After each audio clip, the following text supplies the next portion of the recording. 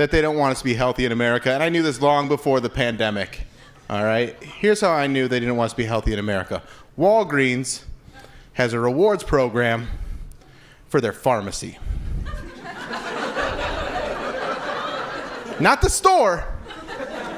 The pharmacy has its own separate rewards program. That's hilarious. That means the sicker you are, the more points you earn. Imagine going to the doctor and the doctor's like, all right, I got some good news and I got some bad news. Good news, if you go to Walgreens, you're going to earn so many points. Bad news, you only got 6 to 8 months to use them. Yeah, I had a health scare a couple of years ago. My right eye stopped working for a few minutes. That was terrifying. Lost vision in my right eye for a few minutes. It happened on the air on the Alan Cox show. And at the time, Erica was on the show, and she was talking about her husband losing his job. And she was like crying. She was emotional. It's like, he lost his job. I don't know what we're going to do. And I'm like, hey, you think that's bad? Check this out. Really stole her thunder. It was very funny. And then she asked me, she's like, are you allergic to anything? I'm like, I'm not allergic to seeing. Like, that's not... If someone brings a peanut in the room, I'm not like, where'd you go? So I had to spend the night in the hospital, and when I was in the hospital, they did a bunch of tests. They did like a CAT scan, MRI, EKG, a bunch of blood work. And before they gave me any results back on the test, a nurse came into my room and dropped off a booklet that basically said, this is how you deal with having a stroke. And I was like, hey. Did I have a stroke? And she was a good nurse. She's like, And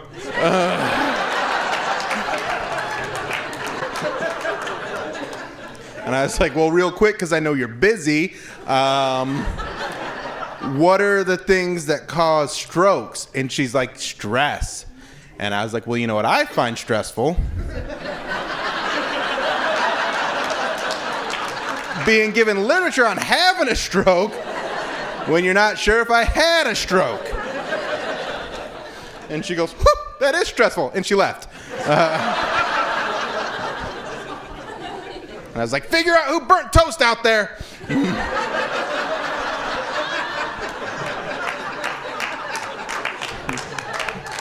Some of you guys know the signs of a stroke. That's not, somebody actually did burn toast. I'm fine. Turns out the doctor told me it wasn't a stroke. He's told me it was something called an ocular migraine, which I think is just a fancy doctor way of saying, we don't really know what happened, but you should probably use that 24-hour gym membership you have. And I'm going to write you a prescription, and you know what? If you go to Walgreens, so many points! But now that I own a place, I have to fix stuff, so I have to go to Home Depot all the time. And remember when that's all we could do? Was go to Home Depot. Like, we go to the grocery store and Home Depot, and that's pretty much it.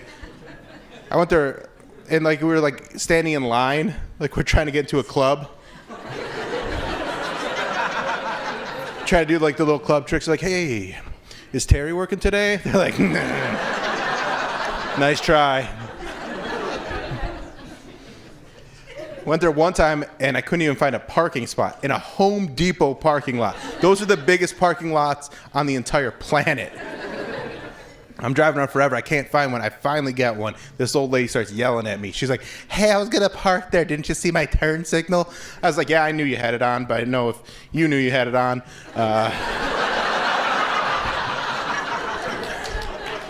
She got all mad. She's like, you ragamuffin, I ought to box your ears.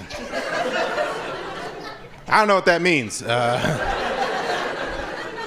I coughed on her. She's dead.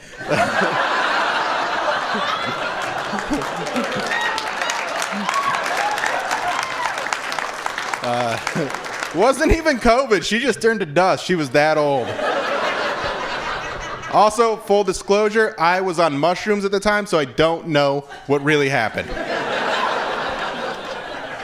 Maybe that happened. Maybe I was just home watching Avengers.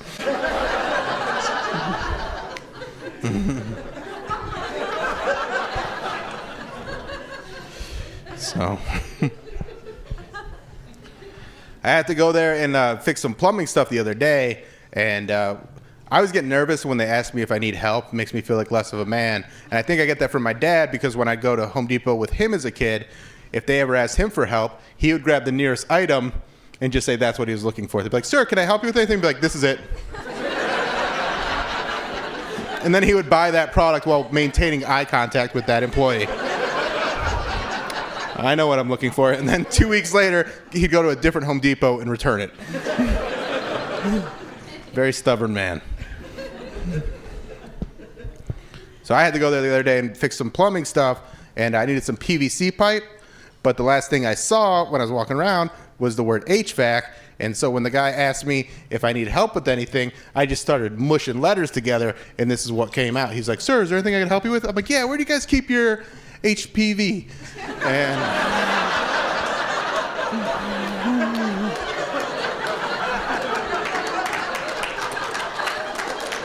he didn't skip a beat. He goes, in my ex-wife.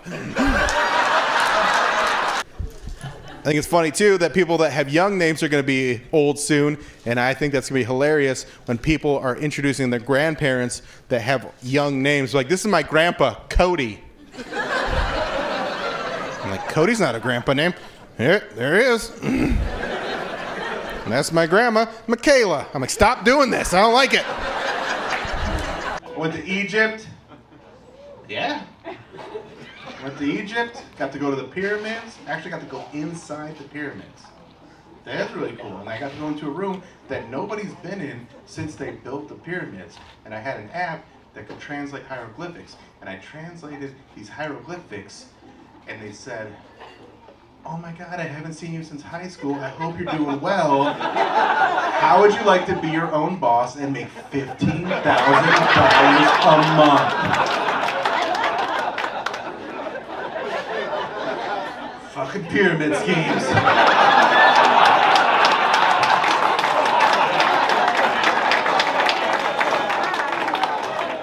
Now listen, some of you guys got that joke before I said pyramid scheme, and you guys are fucking awesome.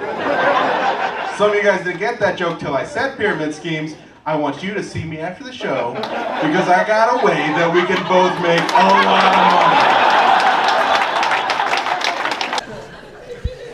So when you go on a Mormon mission, Mormons are strict, but when you're a missionary, they're extra strict. You can't watch TV, you can't listen to music, you can't go see movies. And I started to break those rules by drinking alcohol and going to strip clubs.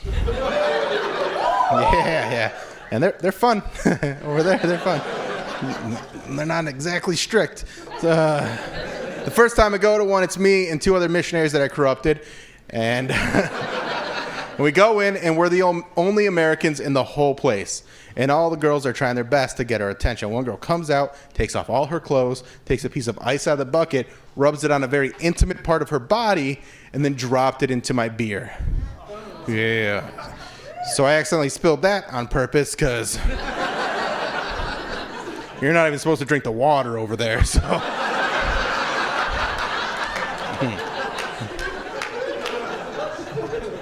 Long story short, I hooked up with a whole bunch of Filipinas, got caught, was excommunicated from the Mormon church, and may or may not have between like 1 and 15 illegitimate children over there. And chances are, they made some of the clothes we're wearing tonight. Oh, screw you, they're my kids, they're gonna work. They're not gonna be lazy and spoiled like my stepkids, like, I want an iPhone, make it. And then there's my nemesis. My nemesis is an older lady named Margaret. And Margaret doesn't just have candy, she's got food. Real food. Not raisins, real food. Because she's got all these kids that have grown up and moved out, and she still grocery shops at Costco like they live with her, so she buys all this food, doesn't know what to do with it, brings it to work, and keeps it in her office that locks, and she's got everything. She's got those little orange crackers, the peanut butter. She's got granola bars, the soft kind that don't crumble into a million pieces. I don't know what's happening in the Nature Valley, but it needs to stop. Then she's got a little mini fridge with string cheese in it and the yogurt for ladies. I don't know what it does for you ladies, but I'm glad you have it. I support your choice to eat that.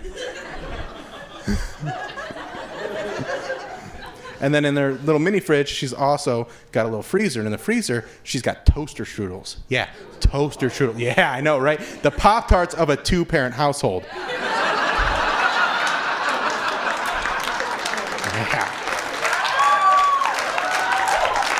Some of you guys are having a realization right now, like, oh, we used to have toaster strudels. And then we were a Pop-Tart family. Oh. Do you say nasty? You don't like toaster strudels? No? Oh, you absolutely love toaster strudels. It's like, no, I love both my parents, and they're great. I only have to go to one house tomorrow.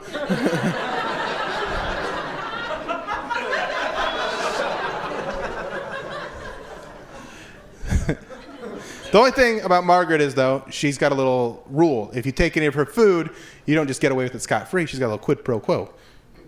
You have to go with her to church. Yeah, I know. And not one of those fun churches that they have like in an old movie theater where they're like, come on down, you can wear your pajamas, we don't care, we just want to worship the Lord and listen to music that kind of sounds like the Foo Fighters. It's not the Foo Fighters, but it kind of sounds like the Foo Fighters. It's not that kind of church. It's not black people church, that's a fun church. It's old white people church. Those are two very different churches. If you ever watch a movie and it's about black people church, they're the good guys in the movie, right? They're trying to help a family. They're trying to help the community, maybe save the church. Medea's going to be there. Whoopi Goldberg might show up. It's going to be fun. Maybe a little bit corny, but fun overall.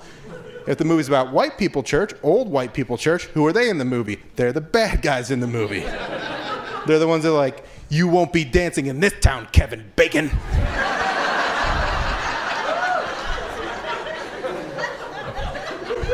You do your gymnastics in silence.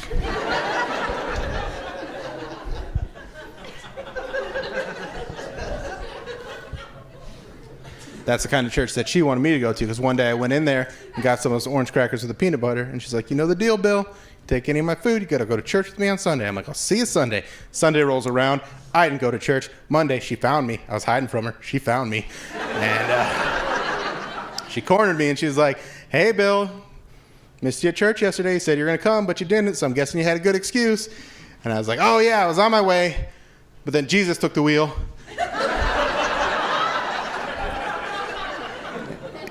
And he wanted to go to brunch. And I'm like, sign me up, because when you go to brunch with Jesus, you get the drink for free.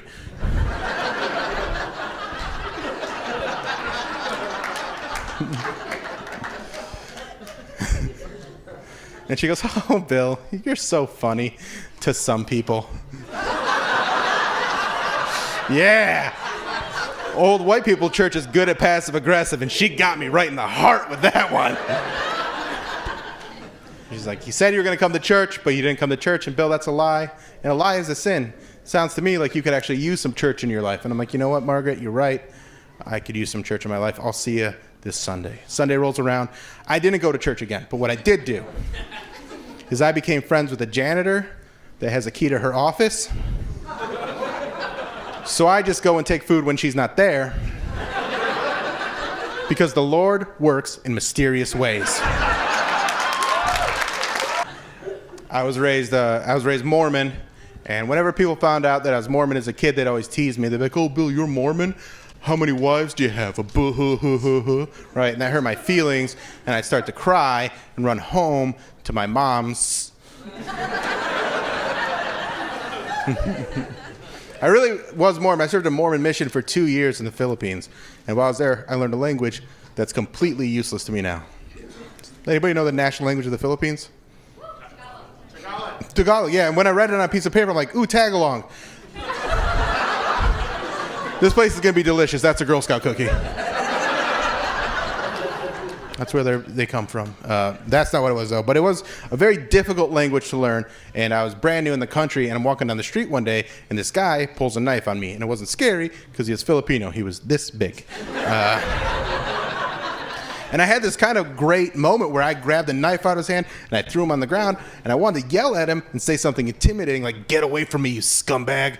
But I didn't know the language that well, so instead I said, mahal talagan mga saging na ito, which basically means, these bananas are too expensive.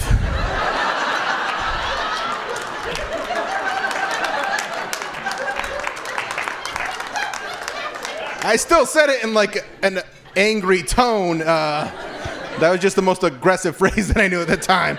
And I think he got the point. So, got kids in my neighborhood. Oh my God, I hate all of them. There's actually one I like, and this is why I like them. Last year, we got a pool from Walmart, not bragging. And I was filling it up with water. As I'm filling it up, all the kids in the neighborhood start creeping over to my house like the undead. They're all just walking over. They come up and they start talking to me. They're asking me questions like, hey, that's a pretty cool pool. Could I go swimming in your pool? Hey, I like your pool. Could I go swimming in your pool? Hey, can I have a popsicle?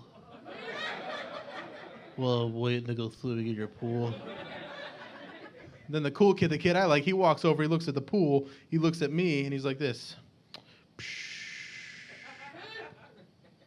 No, that shit's going to kill you on your water bill. We should have done is taken your hose, hooked it up to their house over there. They're on vacation. They won't even know. Want their Wi-Fi password? Yeah, I like that kid. He saved me like $78 a month. I got kids. Let me hear it if you got kids. Anybody? Yeah.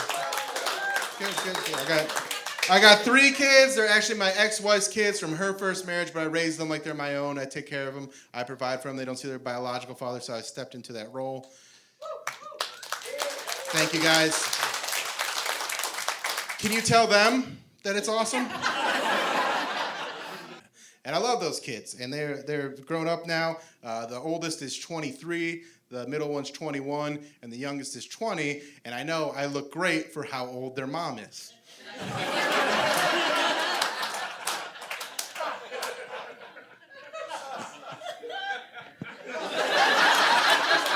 That one's for me, all right. That one's definitely for me. She's great, though. We were very good parents together. We weren't great in a relationship together.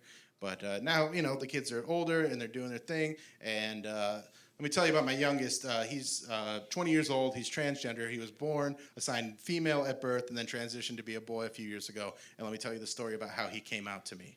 He got his hair cut real short. He was dressing more masculine for a while. And after he got that real short haircut, I just laid this out there. I was like, hey, if you want to live a certain way, all you got to do is let me know, and we'll make that happen. And he's kind of shy at first. He's like, what? I don't even know what you're talking about. And then a few days later, he comes on. He's like, hey, remember we said after I got my hair cut? I'm like, about you transitioning to be a boy? He's like, yeah, that. Can I do that? I was like, yeah. He's like, okay. Wait, you're not mad at me? And I was like, well, when I met you, you were 4 years old, and you walk around the house without a shirt on, with a mustache drawn on your upper lip, saying, what's up, everybody? My name's James. I'm a dude. So no. Not mad at you. We've been waiting on you, asshole. And he is an asshole, by the way. I don't care what's going on with inside. If you feel like you're a boy, feel like you're a girl, whatever. Everyone, if you have a penis, you want to make it a vagina. Vaginas make a penis. I don't care. Everyone has an asshole. Everyone can be an asshole. And he's an asshole. And that's why I like that he's older now, because now he's getting injections. And he doesn't like getting shots, and I get to give them to him, and I like stabbing him a little bit. My oldest daughter got a job at McDonald's. She was always asking me for money. She's like, give me some money. I'm like, get a job. And she called my bluff and got a job. And after her first day, she comes home. I'm like, how was it? And she just burst into tears. She's like, it was horrible. Everyone was mean to me. All the customers were rude. And one of them called me a dumb piece of shit because I forgot their chicken nugget sauce. Now, this kid has put me through hell. So to see the world take a nice dump on her face just really made my heart swell with joy. But also, I'm not a complete monster. I don't like when someone makes my kid upset. So I wanted to make her feel better. I wanted to give her a hug, the kind of hug a dad gives their kid to make them feel like there's nothing in the world that can hurt them. And that's what I did. I wrapped her up in my arms with all my love, and I said, well, next time, don't forget my sauce.